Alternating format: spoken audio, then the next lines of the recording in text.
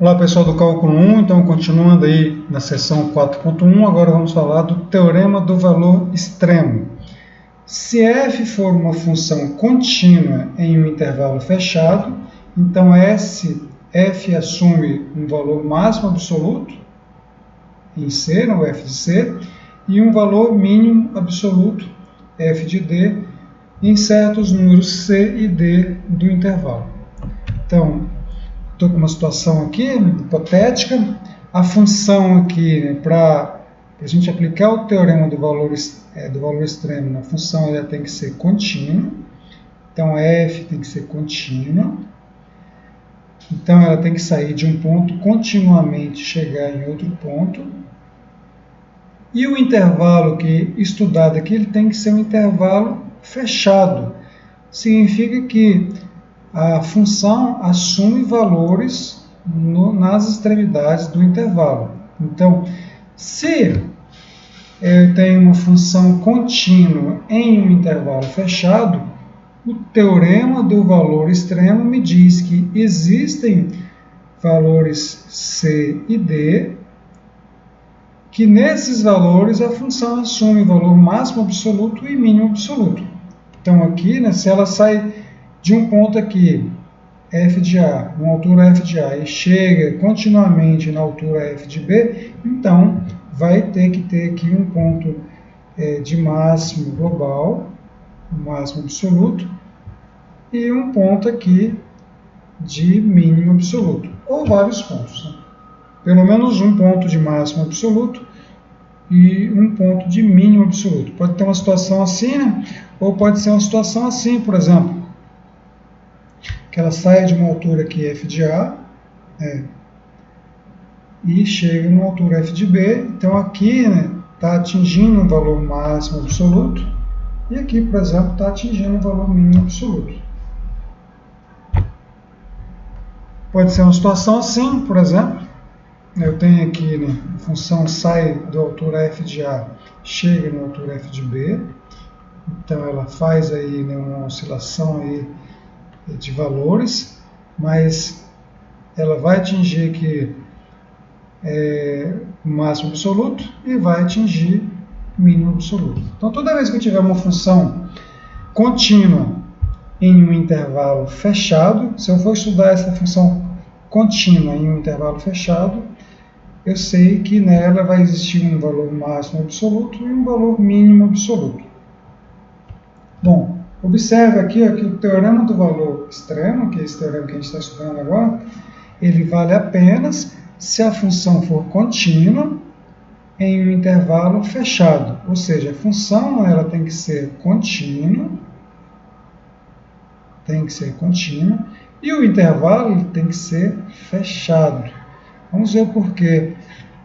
Aqui nos próximos exemplos, vamos tirar a continuidade, por exemplo, deixar apenas o intervalo fechado e depois a gente vai deixar a continuidade e tirar essa propriedade aqui do intervalo ser fechado. Então, por exemplo, aqui estou com um intervalo fechado, intervalo 1, 2, e uma função não contínua. Então, aqui, por exemplo, o intervalo é fechado, intervalo de 1 a 2, mas a função aqui ela não é contínua, a função descontínua aqui no ponto x igual a 1, intervalo aqui de 0 a 2, não de 1 a 2, intervalo de 0 a 2, aqui está errado, intervalo aqui de 0 a 2, intervalo de 0 a 2 é o intervalo fechado, estou estudando a função aqui no intervalo de 0 a 2. Mas a função não é contínua, né, que tem uma descontinuidade aqui no ponto x igual a 1. Então, observe aqui o seguinte, que a função, a função tem valor mínimo, né? Esse aqui é o valor mínimo da função, o f de 2 igual a 0, mas não tem valor máximo, porque aqui, né, se eu faço o x tender a 1, se eu pego um x aqui à esquerda de 1 e faço ele tender a 1 aqui pela esquerda, a função não para de crescer e vai em direção ao 3, né? Mas nunca chega ao 3. Então, é uma função que não tem valor máximo, porque não existe um ponto aqui que seja máximo, sempre vai existir um maiorzinho, porque ele não vai chegar nunca ao 3, né? Porque em x igual a 1, ele já volta aqui para essa altura aqui. Ok? Agora vamos estudar um caso onde a função é contínua, mas o intervalo não é fechado. Né? Você pega o intervalo aqui de 0 a 2 aberto, e essa função aqui. Essa função aqui é uma função contínua, mas aqui se eu faço o limite aqui de f de x, quando x tende a 2 pela esquerda, a função vai para mais infinito. Então, é uma função aqui que ela não tem máximo local. E não tem mínimo local também, né? Porque como é uma função crescente, o mínimo aqui, toda vez que eu faço x aproximar de zero aqui, eu vou estar diminuindo o valor da função. E nunca vai chegar em zero, né? Porque a função não está definida em zero. Então, nunca vou ter um valor mínimo. Então, o teorema do valor extremo só vale quando a função é contínua e quando o intervalo ele é fechado. Então, essa função aqui é contínua e não tem valor mínimo nem valor máximo. Bom, agora vamos para o teorema de Fermat. Um teorema importante aí para a gente encontrar valores mínimos e máximos de função. Se f tiver um máximo ou um mínimo local, um máximo ou um mínimo local em x igual a c, e se a função for derivável em c, ou seja, se o f' de c existir, se a derivada da função em c existir, então a derivada da função em c é igual a zero. Bom, vamos lá. Em outras palavras aqui, né? Ou seja, se a função é derivável em c, f' de c igual a zero é apenas uma condição necessária para que f de c seja um valor máximo ou mínimo local. O que eu estou querendo dizer com isso aqui? Ó? Que, olha, se isso aqui, ó, se c é máximo ou mínimo local, quando a função é derivável no ponto, e implicar que a derivada é zero, então essa condição aqui, ó, a gente chama de condição necessária. Porque se a derivada não é zero, então a gente não vai, a gente já descarta que não é um máximo ou um mínimo local, se a função for derivável no ponto. Se a derivada for igual a zero, não quer dizer que seja um máximo ou um mínimo local. Mas se já não for zero, já não é máximo nem mínimo local. Então é uma condição necessária, não é uma condição suficiente. Vamos entender isso aqui. Ó. Então, a derivada de uma função no ponto C é igual a zero, significa que a reta tangente no ponto em questão, né, CF de C, ela é uma reta horizontal, porque o coeficiente angular aqui é zero. Né? Então, se o coeficiente angular é zero, a reta é horizontal. Mas a reta que tem coeficiente angular f' de c é uma reta tangente. Então, a f' de c, a derivada da função em c igual a zero, se somente se a reta tangente no ponto cf de c é horizontal. Então, a gente vai procurar, então, por exemplo, pontos de máximos e mínimos locais, onde as retas tangentes são horizontais. Então, aqui, por exemplo, eu tenho aqui um mínimo local. Aqui, a tangente é horizontal. Aqui, por exemplo. Isso porque a derivada da função no ponto 4 aqui é zero. Né? É si somente si. Como a derivada é zero, a tangente é horizontal. Ou, como a tangente é horizontal, a derivada é zero. A mesma coisa acontece aqui, né? Ponto de máximo. Se o ponto é de máximo local, a gente viu lá no teorema de Fermat que a derivada é zero. Se a derivada é zero, a reta tangente no ponto é horizontal. Okay? A mesma coisa acontece aqui, né? Nesse outro ponto aqui, porque aqui é um mínimo local, então pelo teorema de Fermat, como a função é derivável, a derivada é zero. Se a derivada é zero, a tangente no ponto é horizontal. Então, ó, o que é um ponto crítico? Um ponto crítico, ou um número crítico, de uma função f, é um número c no domínio da função que satisfaz uma dessas duas condições.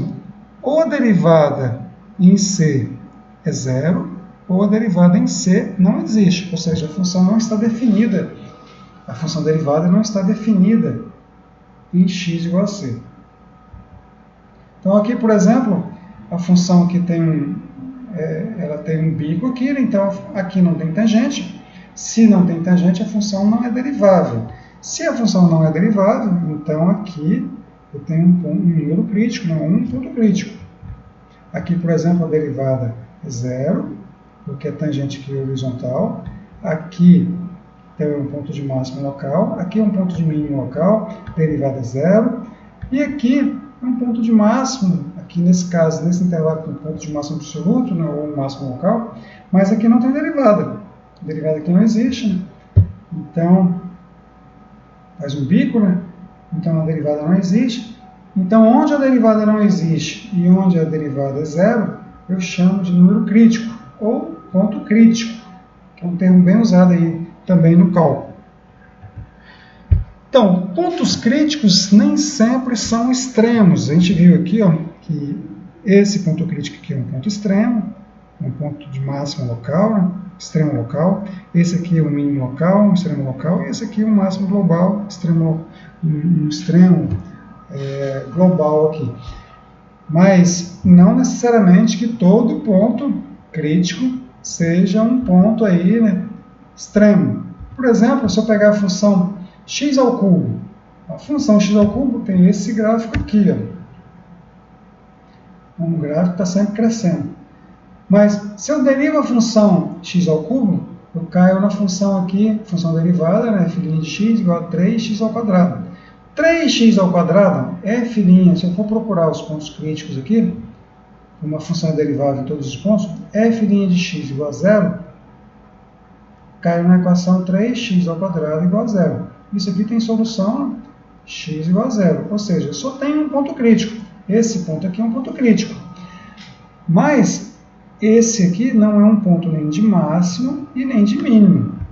Esse aqui é um ponto onde a derivada se anula, mas não é um extremo local ou um extremo global. Então, olha, ser ponto crítico é apenas uma condição necessária para o ponto ser um extremo local ou um extremo global. Não é uma condição suficiente. Então, apesar de a função da derivada ser zero aqui, ele não tem máximo, a função não tem máximo local, nem tem mínimo local, muito menos global, mínimo global ou máximo global. Outro exemplo aqui, a função raiz cúbica de x, que é o x elevado a 1/3. Então, quando eu derivo, desço 1/3, então, derivada de x elevado a 1/3, é 1/3 vezes x elevado a 1/3 menos 1. 1/3 menos 1 é x elevado a menos 2/3. Então, passo para baixo, troco o sinal. Tenho aqui, então, que a derivada da função raiz cúbica de x é 1/3 vezes x elevado a 2/3. Observe aqui que eu estou com x aqui no denominador. Então, se eu estou com x no denominador, então o zero não pertence ao domínio da função derivada. Pertence ao domínio da função raiz cúbica de x, mas não pertence ao domínio da sua derivada. Significa que a função é o único ponto, né, que está fora do domínio da derivada. Significa que a função não é derivável em zero. Vamos analisar aqui o gráfico da função. Esse aqui é o gráfico da função raiz cúbica de x, está definido tanto para valor x positivo quanto para valor x negativo. Quando eu derivo a função em zero, não é derivável, observe que a tangente ela é vertical, né? Então, se a tangente é vertical, a f' de x aqui, né, ela não existe, né? Porque a tangente é dado pelo cateto oposto do cateto adjacente, aqui não tem, nesse caso aqui, né, eu vou ter alguma coisa sobre zero, então a função não está definida em zero. Então observe aqui que f' de zero não existe, ou seja, aqui é um ponto crítico. Se a f' de zero não existe, significa que a função ela não é derivável em zero. Mas, apesar de ser um ponto crítico, esse ponto aqui não é um ponto de máximo nem mínimo, nem global e nem local. O exemplo 7 pede para encontrar os números críticos da função f de x igual a x elevado a 3 quintos vezes 4 menos x. Então, encontrar números críticos é a gente derivar a função, deriva a função e igual a zero e resolve essa equação. Os pontos que satisfazem essa equação são os números críticos, ou os pontos críticos. Bom, aqui eu tenho um produto, né? Então vou usar a regra do produto. Então, como que fica a derivada dessa função? É a derivada da primeira, que é essa aqui, né? Desce o 3 quintos, o 3 quintos vezes x elevado a 3 quintos menos 1, que é 3 quintos vezes x elevado a menos 2 quintos, vezes a segunda, mais a derivada da segunda aqui, a segunda é 4 menos x. Derivada de 4 menos x é menos 1, vezes a primeira. Então, isso aqui vai dar menos x elevado a 3 quintos, e aqui eu tenho aqui, multiplico, né, aqui, né, 3 por 4 vezes 4 menos x, e esse 5 aqui, posso passar dividindo, né, e esse x elevado a menos 2 quintos aqui, posso mudar de local e trocar o sinal aí da potência, e fica isso aqui. Então, olha, colocando isso aqui, tirando o mínimo múltiplo comum aqui, ó, esse aqui é 1, esse aqui é 5, x elevado a 2 quintos, então o mínimo é 5 vezes x elevado a 2 quintos, dividido por 1 é 5 vezes x elevado a 2 quintos, vezes menos x elevado a 3 quintos. Então, estou com x aqui, né, 5x elevado a 2 quintos, vezes x menos, aqui tem esse menos aqui, vai ficar menos aqui, x elevado a 3 quintos. Conserva a base, soma as potências. Né? 2 quintos mais 3 quintos dá 5 quintos, que é 1. Então, fica menos 5 vezes x. Mais, né, aqui, né, 5x, 5 vezes x elevado a 2 quintos dividido por 5 vezes x elevado a 2 quintos, dá 1, vezes esse termo aqui, dá o mesmo termo. Bom, a gente pode continuar a continha aqui, né, resolver isso aqui. Ele fica menos 5x mais 12, menos 3x. Menos 5x menos 3x dá menos 8x. Então fica 12 menos 8x dividido por 5 vezes x elevado a 2 quintos. Essa é a função derivada. Observe aqui, ó, que analogamente anterior, o zero não está definido aqui, não está no domínio da função derivada. Ou seja, a função derivada não tem o zero como domínio, então ela não é derivável em zero. E a função aqui, f' de x, vai zerar quando o 12 menos 8x for igual a zero. Ou seja, f' de x igual a zero se 12 menos 8x for igual a zero. Resolve isso aqui, né? Isso aqui é uma continha simples, dá x igual a 3 sobre 2. Então, eu tenho dois pontos críticos. Um que zera a função derivada, que é o x igual a 3 sobre 2, e o outro é o que não pertence ao domínio da função derivada, que é o zero. Ou seja, como a função f' de zero, como o valor f' de zero não existe, né? Ou seja, a função não é derivável zero, então zero é ponto crítico. Como o ponto 3 sobre 2 zera a função derivada, então ele também é um ponto crítico. Assim, temos dois pontos críticos. Né? Eu tenho os dois números críticos, 3 sobre 2 e o zero. Analisando o gráfico aqui da função, a gente percebe que olha, a função y igual a x elevado a 3 quintos vezes 4 menos x, a gente percebe aqui ó, que esse aqui é o ponto crítico, né? Aqui, né? Esse ponto aqui não... A função não é derivável aqui, né, porque a tangente aqui ela é vertical, então a função não é derivável, então ele é ponto crítico, e aqui a função é horizontal, também é um ponto crítico. Então temos dois pontos críticos, que a derivada aqui é zero. Ok? Então vamos ficar por aqui, próxima aula a gente continua.